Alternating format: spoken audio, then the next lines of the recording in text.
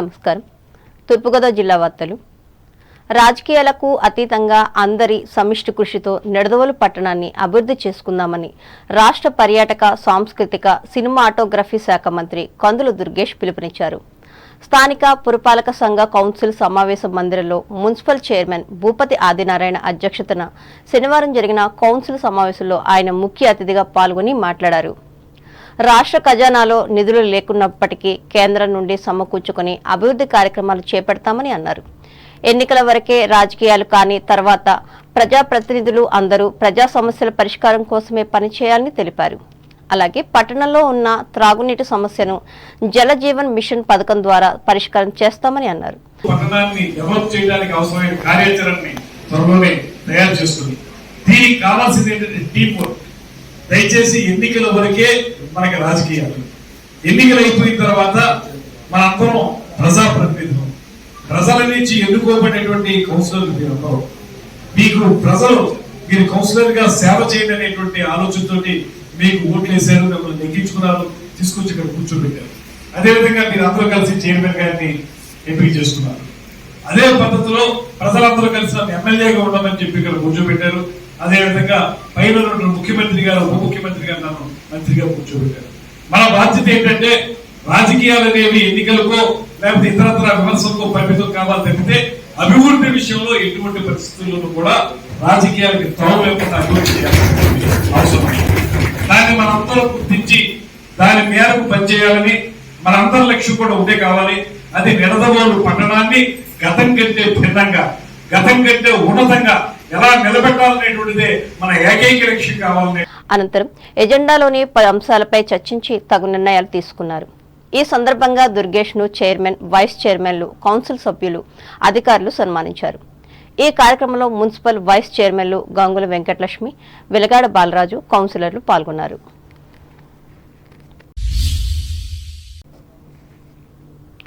ఇసుక రవాణా కోసం వినియోగించే వాహనాల యజమానులు ప్రజలకు అందుబాటులో ఉండే విధంగా ఛార్జీలు వసూలు చేయాలని జిల్లా కలెక్టర్ పి ప్రశాంతి పేర్కొన్నారు. రాజమహేంద్రవరం కలెక్టరేట్లో రెవెన్యూ, రవాణా, మైన్స్ శాఖల అధికారులతో పాటు ట్రాన్స్పోర్ట్ అసోసియేషన్ ప్రతినిధులతో శనివారం కలెక్టర్ సమీక్షించి మాట్లాడారు. ప్రస్తుతం రాష్ట్ర ప్రభుత్వం సరఫరా చేస్తున్న ఇసుకకు ప్రజల నుంచి ఎటువంటి రుసుము వసూలు చేయడం లేదని, కేవలం ఇసుక త్రవ్వకాల లోడింగ్, రవాణా ఛార్జీ మాత్రమే వసూలు చేస్తున్నామని అన్నారు. ప్రభుత్వం నిర్దేశించిన ధరలు మాత్రమే వసూలు చేయాలని, అంతకంటే ఎక్కువ వసూలు చేస్తే చర్యలు తీసుకుంటామని తెలిపారు. ప్రభుత్వం నిర్దేశించిన మార్గదర్శకాల ప్రకారం నడుచుకోవాలని అన్నారు. గతంలో ఉన్న పాలసీలో government use to get 375 rupees revenue. 75 or 25? 375 rupees per ton as a revenue to the government exchequer. Government ట్రెజరీకి ఆ అమౌంట్ మన మినరల్ కేటగిరీలో మనం అది పే చేస్తూ ఉండేవాళ్ళం. 375 రూపీస్ ఇప్పుడు గవర్నమెంట్ 4 అవుతుంది. Whatever the charges we are levying, it's merely excavation and handling cost. ఈ సమావేశంలో joint collector N Tej Bharat, జిల్లా రెవెన్యూ అధికారి జి నరసింహులు పాల్గొన్నారు.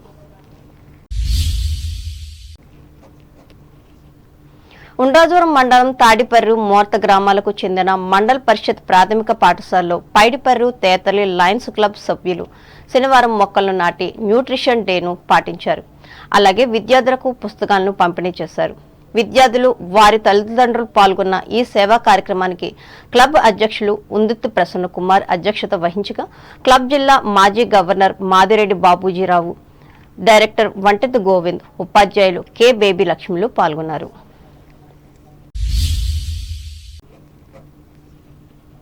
అంబేద్కర్ కోనసీమ జిల్లా వార్తలు. రాష్ట్ర ప్రభుత్వ ఆదేశాల మేరకు వరద ప్రభావిత ఆవాసాలలో సహాయక చర్యలు ముమ్మరం చేశామని అంబేద్కర్ కోనసీమ జిల్లా కలెక్టర్ ఆర్ మహేష్ కుమార్ తెలిపారు. సకినేటిపల్లి మండలం టేకిశెట్టిపాలెం, ఓఎన్జీసీ కాలనీ, లాక్పేటలలోని ముంపు ప్రభావిత ప్రాంతాల్లో శనివారం ఆయన పర్యటించి సహాయక కార్యక్రమాల నిర్వహణ తీరుపై ఆరా తీశారు. అలాగే రాజోలు మండలం నున్నవారి, బాడవ, పల్లిపాలెం ప్రాంతాలకు పరిశీలించి బాధితులకు అందుతున్న సహాయక చర్యల గూర్చి ఆరా తీశారు. అనంతరం కలెక్టర్ మాట్లాడుతూ ప్రభుత్వ ఆదేశాల మేరకు వరద ప్రభావిత ప్రాంతాల్లోని ఒక్కొక్క కుటుంబానికి 25 కేజీల బియ్యం, 1 లీటర్ ఫామ్ ఆయిల్, కేజీ చెప్పున కందిపప్పు, ఉల్లిపాయలు, బంగాళాదుంపలు ఉచితంగా పంపిణీ చేస్తున్నట్లు తెలిపారు.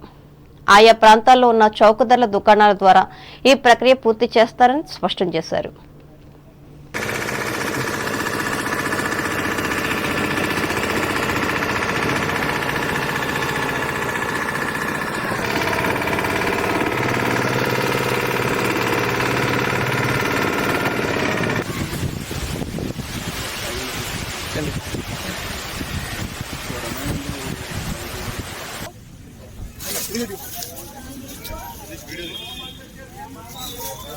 వేరే సరౌండ్ పోతా అందుకే అలా అవకాశం ఉంటుంది.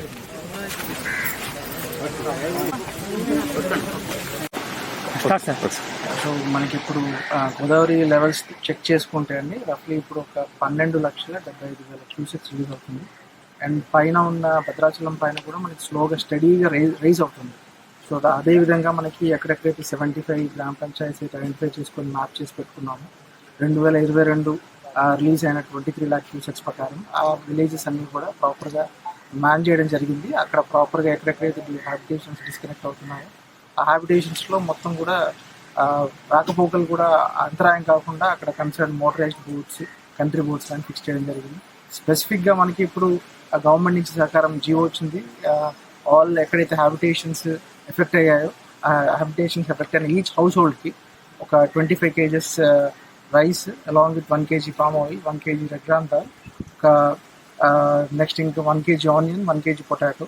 At the same time flood water కనుక ఇంట్లోకి వెళ్ళి ఇన్డేట్ అయ్యి ఉంటే అలాంటి వాళ్ళకి ఒక 3,000 ఆర్థిక సాయం ఇవ్వమని గవర్నమెంట్ ఇష్యూ చేసింది. దాని ప్రకారంగా మన జిల్లాలో టోటల్గా రఫ్లీ ఒక 15,000 హౌస్ హోల్డ్స్ ఎఫెక్ట్ అయ్యాయి. సో అక్కడ ఎక్కడెక్కడైతే మండలాల్లో ఎఫెక్ట్ అయిన ఫ్యామిలీస్ ఉన్నాయో, హౌస్ హోల్డ్స్ ఉన్నాయో అక్కడ కన్సర్న్ ఫేర్ ప్రైస్ షాప్స్తో ఆల్రెడీ డిస్ట్రిబ్యూషన్ చేయడం జరిగింది. బై టుడే ఈవినింగ్, ఈరోజు సాయంత్రం లోపు అన్ని 15,000 హౌస్ హోల్డ్స్ కూడా 25 kg చొప్పున బియ్యం ఇవ్వడం జరుగుతుంది. ఆత్రేయపురం మండలం వాడపల్లి వెంకటేశ్వర స్వామి ఆలయానికి భక్తజనం పోటెత్తారు.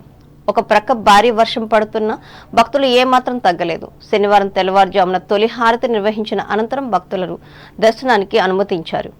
ఆషాఢ మాసం కావడంతో పెద్ద ఎత్తున వివిధ ప్రాంతాల నుంచి వేలాదిగా భక్తులు తరలివచ్చారు. ఆలయ మాడవీధుల్లో 7 ప్రదక్షిణలు చేసి స్వామిని దర్శించుకుని మొక్కులు తీర్చుకున్నారు. దేవస్థానం కార్యనిర్వహణాధికారి డిప్యూటీ కమిషనర్ భూపతిరాజు కిషోర్ కుమార్ ఆధ్వర్యంలో ప్రత్యేక ఏర్పాట్లు చేశారు. శనివారం ఒక్కరోజే స్వామివారికి వివిధ సేవల ద్వారా 28,53,645 రూపాయలు ఆదాయం వచ్చిందని ఆలయ అధికారులు తెలిపారు.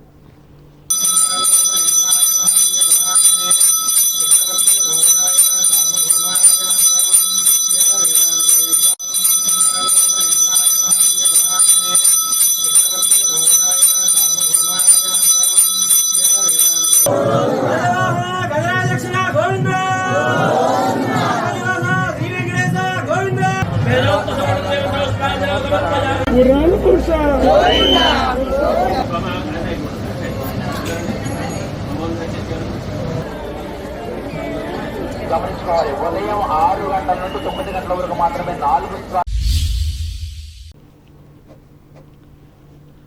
ఏలూరు జిల్లా వార్తలు. రాష్ట్ర ముఖ్యమంత్రి నారా చంద్రబాబు నాయుడు ఆదేశాల మేరకు రాష్ట్ర మంత్రులు వంగలపూడి అనిత, కింజరపు అచ్చెన్నాయుడు, నిమ్మల రామానాయుడు, కొలుసు పార్థసారథులు కుక్కునూరు, వేలేరుపాడు వరద మండలాల్లో శనివారం పర్యటించారు. ఈ సందర్భంగా వారు ముంపు బారిన పడిన వరద బాధితులకు అందుతున్న సాయంపై ఆరా తీశారు. ఈ సందర్భంగా అచ్చెన్నాయుడు మాట్లాడుతూ వరద బాధితులకు ప్రభుత్వం అన్ని విధాలా అండగా ఉంటుందని అన్నారు.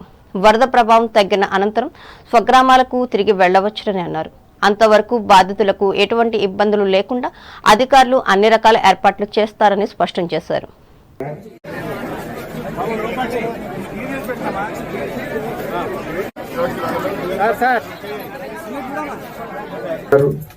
అన్ని వసతులు కూడా జిల్లా యంత్రాంగం మీకు సమకూరుస్తుంది. ఇంకా వరద పెరిగే అవకాశాలు ఉన్నాయి కాబట్టి ఇక్కడ ఏవైతే మీరు చిన్నవి టాయిలెట్స్ ఇంకా సరిపోవడం లేదని చెప్పారు, ఇమీడియట్ గా ఏర్పాటు చేయమని చెప్పాం. శానిటేషన్ కూడా చూస్తారు, మీకు ఇది ప్యాకేజ్ కూడా ఇస్తాం. మీరంతా బాగుండి వరద తగ్గింది, మేము గ్రామాలు వెళ్ళిపోతామంటే ఒక్కొక్క కుటుంబానికి 3,000 రూపాయలు క్యాష్ మీకు ఇచ్చి క్షేమంగా మీ ఇంటికి పంపించే వరకు మీ యోగక్షేమాలు మీ బాగోగులు చూసుకునే బాధ్యత ఈ ప్రభుత్వం పైన ముఖ్యమంత్రి గారు, ఎన్డీఏ పవన్ కళ్యాణ్ గారు, బీజేపీ నాయకత్వం అందరి మీద ఉంది. ఈ కార్యక్రమంలో జిల్లా కలెక్టర్ వెట్టి సెల్వి, పోలవరం శాసనసభ్యులు చెర్రి బాలరాజుతో పాటుగా పలువురు అధికారులు, ఎన్డీఏ కూటమి పార్టీల నాయకులు పాల్గొన్నారు.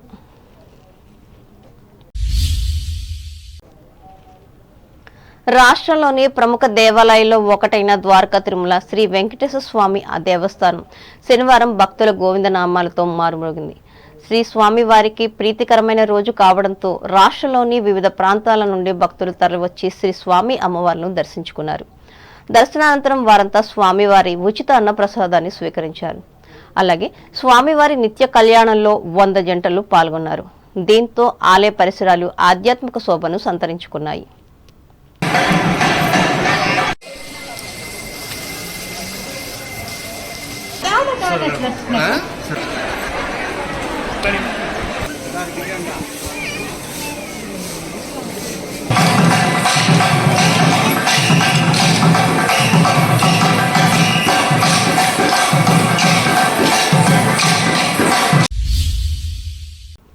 వార్తలు ముగించే ముందు ముఖ్యాంశాలు మరోసారి. పెరిగిన వరద నేపథ్యంలో బాధిత ప్రజలను సురక్షిత ప్రాంతాలకు తరలించాలి. అధికారులను ఆదేశించిన పశ్చిమ గోదావరి జిల్లా కలెక్టర్ నాగరాణి. ఈ నెల 28, 30వ తేదీలలో జరగనున్న ఏపీపీఎస్సీ డిపార్ట్మెంట్ పరీక్షలకు ఏర్పాట్లు సిద్ధం. స్పష్టం చేసిన పశ్చిమ గోదావరి జిల్లా రెవెన్యూ అధికారి ఉదయభాస్కర్ రావు. దువ్వా కే ఇల్లిందలపర్రు వరద బాధితులను పరామర్శించిన 3 రాష్ట్ర మంత్రులు, కలెక్టర్. వెంట ఉన్న ఎమ్మెల్యే ఆర్మిల్లి. జూనియర్లను ర్యాగింగ్ చేసే సీనియర్లపై చర్యలు తప్పవు. తణుకు చిట్టూరి జూనియర్ కళాశాలలో ప్రకటించిన న్యాయమూర్తి నాగరాజు. తణుకు బాలురోన్నత పాఠశాలలో మొక్కలు నాటిన విద్యార్థులు, వారి తల్లిదండ్రులు. అభినందించిన ఉపాధ్యాయులు. తాడేపల్లిగూడెం పట్టణంలో ఆక్రమణల తొలగింపు కార్యక్రమానికి శ్రీకారం చుట్టిన మున్సిపల్ అధికారులు.